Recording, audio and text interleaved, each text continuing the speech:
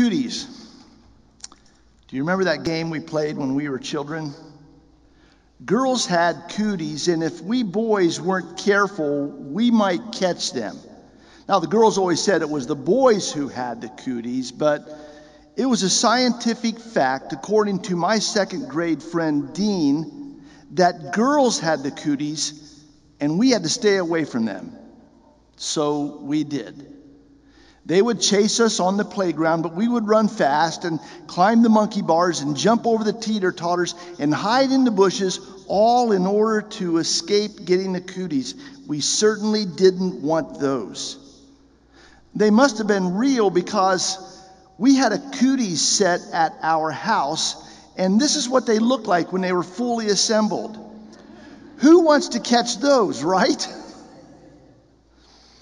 But a few years later, somehow, I caught the cooties.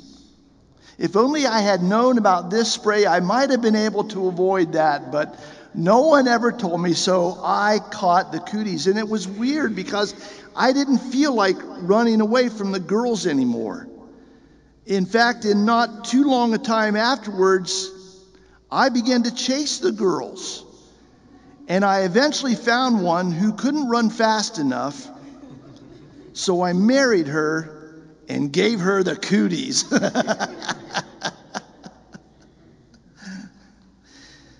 When we were children, I treated my sister like she had cooties. We three boys in the family alienated her. She was the only girl. Looking back, I realized what a terrible thing that was. But isn't that what the cooties game is all about? Alienating someone. It's not a relationship skill game after all. It's a rejection game. You reject someone because they are different from you. And don't we continue to play that game as adults? In some ways, we still act like children. Whites rejecting blacks. Blacks rejecting blues. Liberals rejecting conservatives and vice versa.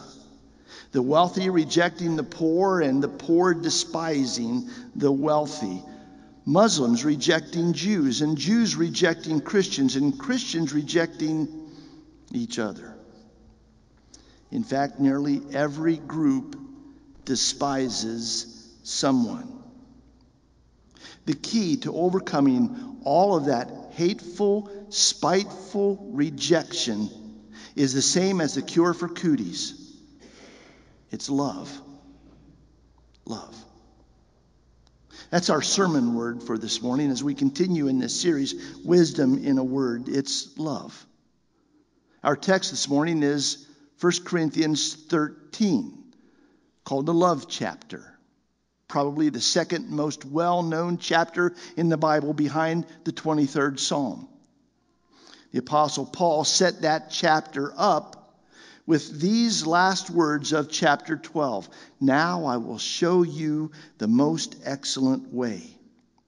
In the context of those words in chapter 12 is Paul's teaching about spiritual gifts and using spiritual gifts in God's church. He listed leadership gifts and teaching gifts and even miraculous abilities. And can't you just imagine the original hearers listening to that letter read in the Christian assembly in Corinth for the very first time, thinking as they hear those gifts listed off, wow. That one sounds impressive. That's the gift I want. And then Paul wrote this in 1 Corinthians 12:31, desire the greater gifts, but here is the most excellent one of all. Why, those readers must have been sitting, or listeners must have been sitting on the edge of their seat, waiting with breath held in anticipation about what Paul was about to reveal. What is the greatest gift of all, they wondered? What is the most excellent one? You see, the Corinthian Christians had this, they didn't have a problem with low self-esteem, let's put it that way. They were spiritual elitists. They wanted to show that they were better than everyone else. They desired, therefore, the greater gifts. They liked to be in the spotlight. And the gift that was the most highly esteemed was the one that was most desirable to them. And so they were very interested in what Paul was about to say next in his letter. And so the reader continued with chapter 13 of verse 1. If I could speak all the languages of men and even heavenly languages. And they must have thought, wow, that's for me. I want to be able to talk like the angels. But that verse continued. And do not have love, I only make an obnoxious sound. Well, that must have dampened their enthusiasm. And then verse 2 was read. If I could make prophecies or understand the great mysteries of the world or even have a miracle-working faith. And perhaps some thought, that even sounds better than the previous gift. I want that one. But the reader continued. But do not have love, I amount to nothing at all. This was starting to become a very disappointing teaching for them. And verse 3 was read. If I am heralded as a greatly generous person or honored as a martyr, and some might have been intrigued by that, being revered as such a hero, but then the rest of that verse stated, and do it without love, I gain no admiration. And now the truth was beginning to settle in. They were beginning to understand what the Apostle Paul was getting at. And so do we. Love is that great virtue he was referring to. Love is the most excellent way he hinted at. And then it's a little bit disenchanting for us as we see how the Apostle Paul defined love in the next few verses. We read in verses 4 and 5, love is patient, love is kind, it does not envy, it does not boast, it is not proud. It is not rude. It is not self-seeking. It is not easily angered. It keeps no record of wrongs. The common theme running through all of those definitions and descriptions of love is this. Love is about you, not about me. Love is being other person minded. Paul chose a specific word for love in this chapter. He had maybe 3 or 4 Greek words that he could have chosen, but he chose the word agape. It was a special kind of love, the one most highly esteemed by the Greeks. They called it the love of the gods. To understand the greatness of this agape love, we need to contrast it with the most popular human love, eros.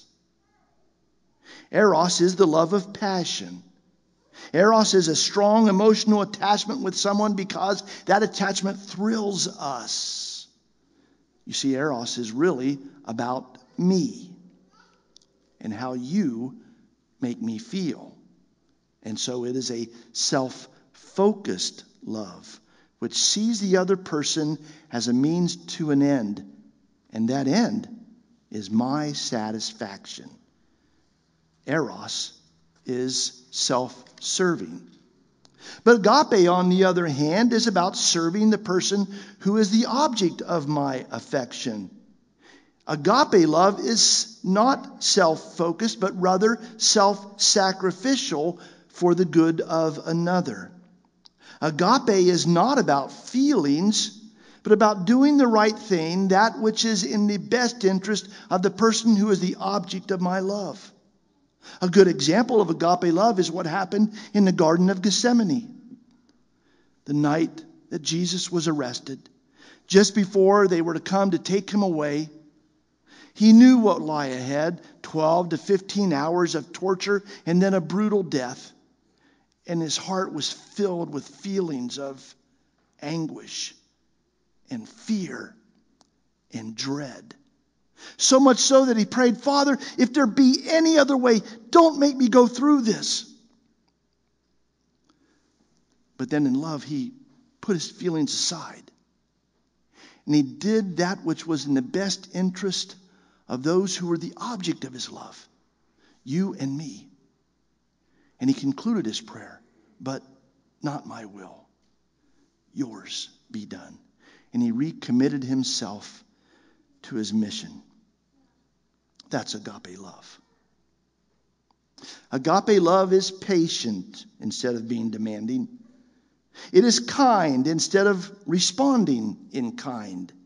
It isn't envious or boastful or proud, for it focuses on your good and not mine. It is not rude even when someone else is rude first. It is not easily angered because it keeps no record of wrongs committed against me.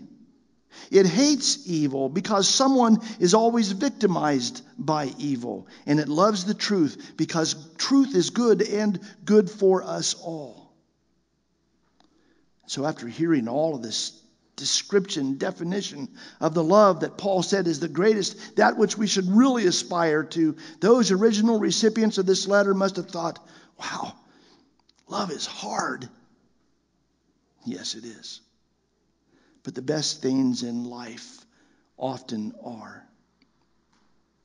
And can you imagine a world in which that kind of love was routinely practiced? Antifa protesters putting all of their energy and resources into caring for the victims of injustice instead of merely using their name to justify violence. No police officers ever charged with brutality because they genuinely care for the well-being of offenders. Politicians spending all of their time and energy working together to improve conditions in our nation instead of undermining and attacking each other because they care first about American citizens instead of their own careers. Members of the KKK and Black Lives Matter movement holding a rally and singing together, Jesus loves the little children, all the children of the world, red and yellow, black and white. And you're thinking, preacher, that's a fantasy world. It's never going to happen. No. It is destiny. That in God's kingdom, it will happen. Let's love like we believe that is God's destiny for us. And maybe we will change part of our world. Let's live in love. There is wisdom in God's word about love. And so we read this encouragement in 1 Peter 4:8. Love each other deeply because love covers a multitude of sins.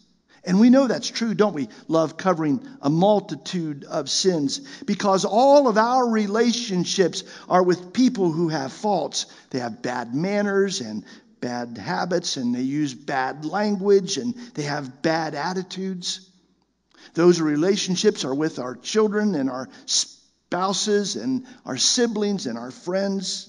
They all have faults. And still, we accept them, overlooking those faults because of love. Love covers a multitude of sins. And we need that kind of love because we are guilty of those same faults too. We need to receive the love that covers a multitude of sins. Charlie Brown received a phone call from Peppermint Patty. She said, "Hi, Chuck. I just wanted to let you know Marcy and I are going to camp, and we're going to climb mountains and ride horses and go canoeing. And we're going to," and at that point, Marcy grabbed the phone. And she said, "Charlie Brown, we really just called to say we love you, and we're going to miss you. Goodbye."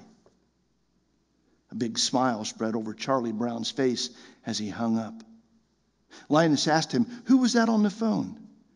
And Charlie Brown responded, "I think it was a right number." We need a phone call like that, don't we?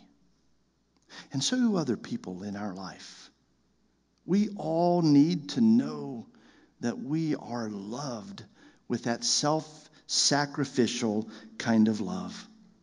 What a great virtue that agape love is, which is patient and keeps no record of wrongs, and lays pride aside and seeks what is best for family, friend, and foe alike. No wonder the Apostle Paul ended his teaching on love with these words in verse 8. Love never fails. That doesn't mean that love will always succeed and produce the desired results. Nor does it mean that love will always produce an equal love given in return. The Greek word that Paul used there for fail was a word that was sometimes used in military context, and it meant the refusal to retreat. Paul's telling us that love never gives up.